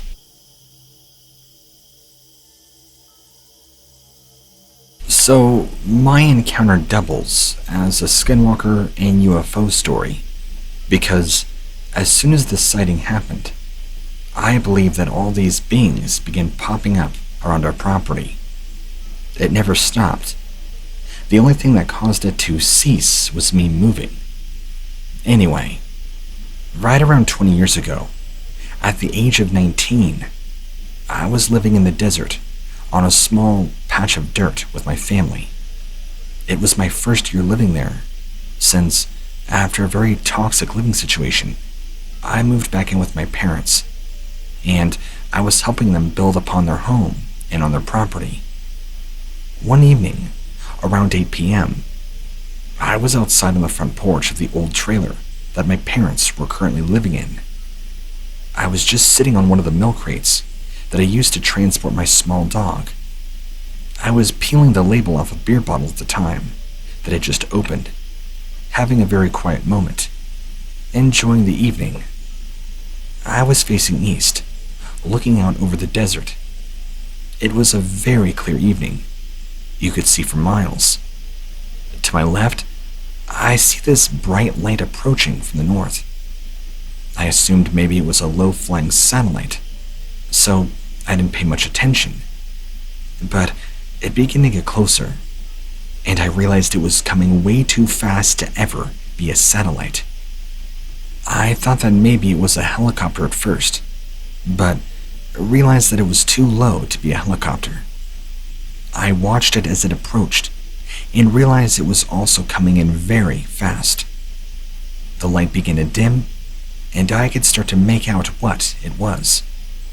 It was this small oval-shaped object that was white with a very reddish hue. It looked to be the size of a van. As it got even closer, I could see that it was completely silent and was roughly approaching 30 to 40 miles an hour. It began to slow down, and as it got closer, I could see that it was about 50 to 75 feet above the ground. That's when I could start to make out the shape. It had two bright white lights on each side of it, making it to be the size of stop signs. The lights were so bright that I could see the ground below it lighting up as it passed over. As the object flew over the trailer, I could clearly see the bottom of it, and it was not shaped like a typical aircraft. It was disc-shaped and had a very flat bottom to it. I could see that the object was also completely silent and was flying by some power that it must have had. As it passed over the desert behind the trailer, it slowed down even more as it then approached. It came to a complete stop mid-air. The lights on it were still on, but it was totally silent. I had no idea what this thing was. It was just sitting there, and I could see the shape of it perfectly, even though it was nighttime. It appeared to be about 50 feet long, and it was white. As I was sitting there, it began moving again. It seemed to fly back over the trailer and out of sight, but I could still feel it in the area. The air and atmosphere around me changed. It became very staticky. I was in total shock. I had no idea what this thing was or what it was doing there, nor had I ever seen anything like it before. I have never seen anything like it since then either. But afterwards, the following few nights later, which, by the way, I never told my parents about it at the time, they wouldn't have believed me. These weird beings began popping up all around our property. The only way I can describe them, they were these black, tall, coyote-like figures that would stay around the outside of the house. They would always be stalking and watching. Every time I saw them, they would be sure to keep their distance, but I always got a really bad feeling about them, like they were there to do harm, or that they were evil. It's like when you're around somebody in public, and you just get a really bad feeling, like that person's not a good person. It was kind of like that. You know, they say you're supposed to always trust your gut instinct. That's exactly what kicked in every time I saw these things. Pitch black, coyote-like, and upright. Very strange, but also terrifying. They never came and did anything to the house, but they were very curious, and there were at least 5 or 6 of them that would appear, and they would only ever come in the late evenings, nights, and early mornings, never during the day when the full sun was out. My parents again somehow never saw them. It's like they were drawn to me, or something. Maybe that UFO that flew over somehow marked me. I don't know. I know that's starting to sound like a crazy conspiracy theory, but this is an experience that I think about literally every day, and I've been dying to get some answers. Is it possible that I saw a UFO and somehow the energy of this thing appearing brought on the presence of these Skinwalker beings?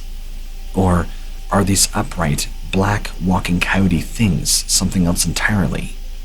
I'm not sure, but I would love some answers. Thank you so much for your show and all that you do. I feel silly for even typing this out, but I've told a few friends and they told me I should reach out to you. They also explained to me that it's very possible what I dealt with could very well be a Skinwalker. Alright, so A few years ago, I happened to live in a really, really old house, probably built in the late 1800s, or even early 1900s. I'm not sure of the exact year though. I lived there for about a year and a half, and I lived alone. And being a single female, I did not like the idea of living in a house by myself. Even though the house was in the middle of nowhere, it was still pretty creepy. Oh, and another reason why everybody thinks it's a skinwalker. This was just barely outside of the Navajo reservation in New Mexico. The first thing I noticed when I first moved in was I would wake up in the early morning hours and hearing voices just outside the house. This is right where the bedrooms were, and I would wake up to the sound of what sounded like people talking, but it wasn't a language I understood. And being the stubborn person I am, I would just say to myself that there was nothing there, especially after looking outside the windows and not seeing anybody where the sounds were visibly coming from. I would then go back to sleep. It would usually take about 15 minutes or more for the voices to cease. I thought it was the wind, but I never heard the wind blow their voices or speaking. I also heard other voices coming from other areas outside the house. It was very strange. I've never heard the Navajo language before, but it did not sound English. It sounded kind of strange. I would also hear voices coming from inside the house. One time, even down in the basement. I could never figure out where exactly the voices were coming from. It was always just people having conversation, or somebody talking. Never anything more dangerous than that, I suppose. But being a female, this unnerved me a lot. Then there was one time I was outside talking to a friend of mine who had come to visit, and we both saw this black figure that was a person out by the back gate, roughly 75 yards away. They had on dark clothing, or what my friend mentioned appeared to be animal skins, and they were walking away. I called out to the person, but they never turned around, and there's nobody around here for miles and miles, so this really freaked me out. They quickly disappeared before we could catch up to them. Imagine that. And because of how desolate the area is, I have no idea where they could have gone off to. The next day, I was inside my house doing some laundry, and I noticed that the clothes in the dryer were kind of shaking. Shaking because the whole room was shaking, and I began hearing this loud chanting outside my house. It was all around, and it sounded like a massive native chant going on. But the voice and the pitches of the voice were off, like it sounded incredibly demonic. I thought I was having a mental breakdown or a stroke, or some sort of mass hallucination. And then, just as soon as it began, everything stopped, and everything went quiet.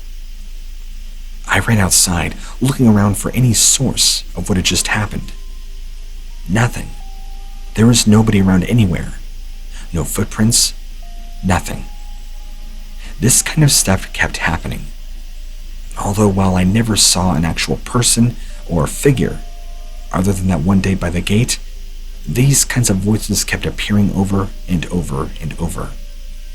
It pushed me to the point where I was so freaked out, I was afraid to leave my house, and was convinced I had spirits all around. So, have it be Skinwalker or spirits or whatever, I was determined to find somewhere to live. But due to my finances, and of course police not helping at all, I was stuck there for a little while longer, until finally I was successful in being able to roommate with another close friend of mine, and leave that place in the dust. I don't know who lives in it now, but the guy I rented it from, I guess, had quite a hard time getting people to move into it. Or so he told me when I signed the lease originally. Gee, I should have took that as a red flag initially. What was I thinking? So what do you think? Were these just evil spirits? Or was this an actual skinwalker that I was dealing with?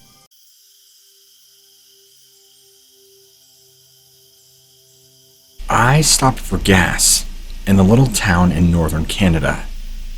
I could tell it was dinner time, and after dinner hours were fading into the evening hours. Just outside the gas station that I stopped, I witnessed a family who looked Western get out of a small sedan and begin to unpack their wares, like blankets, jackets, and other things. What caught my eye, but is probably not all that relevant, was their children did not look well nourished, a kind of dysfunctional family. Turning the attention back to myself, I then began to pan out and look at the gas station clerk, who was talking to the father, and upon looking further in the distance, I noticed a strange gray humanoid figure watching them beyond the trees, with what appeared to have large gray claws and pitted eyes, like its eyes were just large, black, and empty, with small burning pitch inside. I had to rub my eyes to make sure I wasn't just seeing things, but when I opened my eyes again, this thing was gone. But one thing I did notice, a feeling remained lingering. A feeling you could almost grasp. Something that's physically tangible. Like something was here. Something different was in the area that was not there before I had ever noticed this figure. The dad was still talking to the clerk when he stopped conversation, walked away, and turned to look at me. His eyes were almost the same, black and dead-looking. And in that moment, all of his children and his wife turned to look at me too, and their eyes all the same, black and dead-looking. I got the creeps.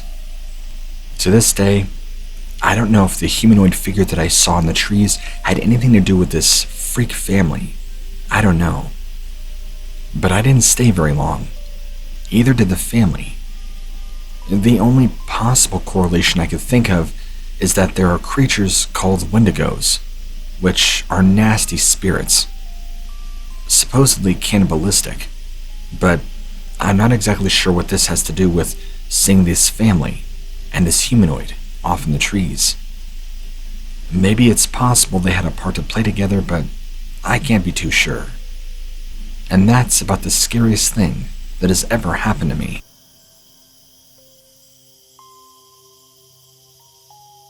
My brother is a nature photographer. He does it for a living, and so because of this, we usually end up going out to the wilderness area all over the country. At one time, we went up to the Great Grand Wilderness of British Columbia, just for fun, not on a client mission. And one time, he went into a northwestern town near this one nature reserve. He said to me that he had a really creepy feeling when he visited the McBride Canyon grocery. Well, we had been adventuring through various towns in the area, and had decided to visit the McBride in the early spring of 1978. I can tell you it was a cloudy day when we got there, and the mountains of the reserve were visible from miles away. When you get off the highway, number 37 specifically, you drove into a very calm, very beautiful area. It was so special that you had to stop in towns along the highway just to get your groceries. It was an area that was meant to be passed through, but not really lived in. The town square of McBride had several nice motels, a good Army surplus sales store, and the famous McBride grocery store in the center. The name of the store was in large neon yellow-green letters, but were very dim, which made them stand out in the weather. The store itself was a treasure trove of creaky floors and unkept 90-year-old shelves that smelled like natural ice deposits and alder-smoked meat. Besides that, the place had an inner sense of light and perception. Meanwhile, we got to the grocery store, and this is when the mood becomes strange. At some point, my brother was pulled aside and warned of his career, because a North American Indian legend demon, a Wendigo, was spotted on the outskirts of town just before the summer had started, and was most likely still lurking in the area. I guess a lot of people there have been talking about it, since it's been making itself known to all the residents. Fortunate enough for me, I stayed behind in the motel when this happened. I guess, long story short, my brother had ventured out, all by himself in the early morning hours, to a small hill just outside of town. He was trying to get some good shots of some deer that were coming to the small clearing where there's a large pond to drink. If you know anything about deers, they are nocturnal and are very active during the dark. So he wanted to get there as soon as daylight appeared, just before light, so that they would still be drinking and not yet bedding down. But what he did not expect to see was this strange, monstrous creature, which he described to me was a Wendigo in the flesh. He described it as having horns, covered in hair, and having almost like a skeletal-like frame. Remember, this was back in the late 70s. Nothing like that even existed, as far as anybody was concerned. Not even in horror movies. My brother was so genuinely terrified. He changed careers and stopped as a nature photographer for years afterwards. He was far too scared to go back out into the wild. And even afterwards, he had a very hard time talking about it. In fact, he wouldn't mention it. He refused to even acknowledge the term Wendigo. But back then, that's not really something you would talk a lot about. But there were times where I would try to bring it up to him, to get him to talk about it. But that was the hard part. The only thing I've ever learned in all these years about Wendigos is what I've already told you, that they are murderous, Native American spirits, thirsty for flesh and blood, and will hunt down anybody they can. Now, correct me if I'm wrong, because I very well might be wrong about that, but they can also take several forms, from what I've heard of several local natives. Everything from these gaunt, disgusting skeletal figures to large, terrifying, hairy beasts, and everything in between. If there's anything you don't want to run into, and my brother was proof, is a Wendigo.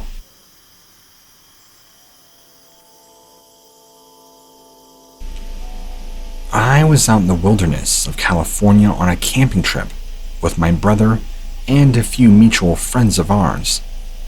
I can tell you the exact date and year it was. That's how much this terrifying event sticks out in my memory. It was October 22nd, 1980. My brother and I and our friends had pitched a huge tent for the night, and we were all sitting around the campfire, just talking about usual teenage stuff. I remember it was a very dark night, a cloudless sky. The moon was full, but the clouds had blocked out all the stars. There was no light from the moon, due to the thick clouds, so it was very dark. We had no choice but to keep the fire going. Suddenly, we heard a noise from the woods and see this large black shape moving through the forest. It slowly came to the light of the fire, and we see this very large, hulking figure. It appeared to be black and white. It had black eyes, but they seemed to kind of glow. It had very huge, long arms and legs, large black claws. The head appeared to be smaller, but had a very sharp, pointed nose, and it had long, tangled, brownish black hair. The hands and feet were also very large, like a human's, but with huge black claws. It stood at the edge of the campfire light, swaying back and forth as it watched us. We all sat there frozen as it watched us, making these strange noises. It was moaning, kind of in this deep growling voice. It was horrible. It sounded like cats dying. We all kept our eyes locked on it, not daring to make a move. It then emitted this terrible, horrible scream and began to move towards all of us. We jumped up, screaming and running for the tent. I reached it first. As I was going inside, I saw it better. It was now directly there, and I appeared to look into its eyes. Then it showed its teeth, and I was frozen. It opened its mouth, and I saw a massive row of long, pointed fangs, except every teeth were like that, and they were all in a very strange way. By staring into its eyes, I felt drawn to it, like my body was entranced. Then, I felt a hand on my shoulder and I turned and saw my brother. He pulled me away and stepped backwards. As I did so, it took another step forward. I saw that it was reaching out for me and breathing heavily. It made this horrible gurgling sound, and I saw its chest rise and fall as it was breathing. I gazed back at its mouth and saw that blood was now emitting from its mouth, all over and pouring down its chest. It began to back away, and my brother kept pulling me back. I couldn't help still feel like I was in a trance and being drawn to this thing that I was trying to shake off. I just felt myself wanting to go near it, like it was pulling me in.